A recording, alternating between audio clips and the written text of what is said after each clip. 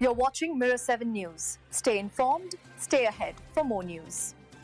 The Polish government has just taken a dramatic step in response to growing military tensions on the eastern frontier. Prime Minister Donald Tusk announced that Poland will close its border with Belarus, including all rail crossings, starting at midnight from Thursday to Friday. This move comes right before the large-scale Russian-Belarusian military exercises, known as Zapad 2025, which are set to take place alarmingly close to Polish territory.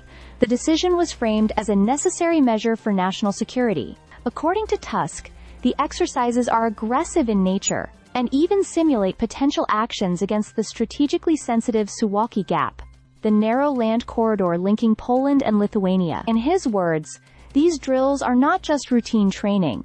They are a show of force with clear geopolitical undertones. But beyond military considerations, the closure of the border carries serious economic consequences. The crossing at Malazowice, located in eastern Poland, is often referred to as the Chinese gateway to Europe. It serves as one of the most important logistics hubs, where goods from China, traveling on wide-gauge tracks typical of Belarus and Russia, are transferred to standard European rail lines. Because of this unique position, the terminal has been essential in keeping trade flowing between East and West. Experts warn that shutting down this route will disrupt supply chains. Professor Wojciech Janicki from UMCS in Lublin explained that rail traffic through Malazowice cannot be easily rerouted. While alternative corridors exist through Ukraine or Lithuania, both are currently problematic. Ukraine remains unsafe due to the ongoing war, and Lithuania lies near another militarily tense zone. As a result, Poland could face a dead point in transport, where trains simply cannot move forward. This bottleneck is not only a logistical nightmare for cargo companies, but also a burden that ordinary consumers may soon notice.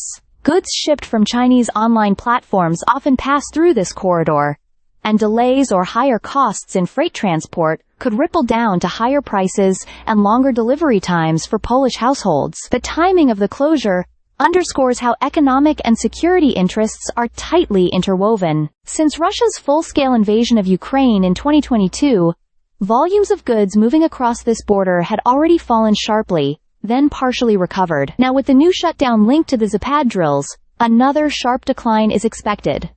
The Zapad exercises themselves are noteworthy. Reports indicate that Russia plans to deploy around 30,000 troops, including several thousand stationed on Belarusian soil. There will also be participation from countries as varied as China, India, Iran, and even Burkina Faso. Military analysts have suggested that simulations may include the use of hypersonic missiles and even nuclear scenarios.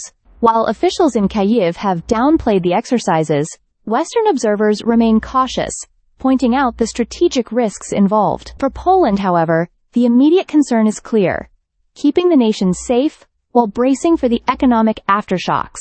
As Professor Janicki emphasized, this situation is bound to affect not just businesses, but also everyday people. In short, while the closure is meant to shield Poland from military risks, it may come with a price that ordinary citizens will soon feel in their wallets. Stay subscribed for more videos.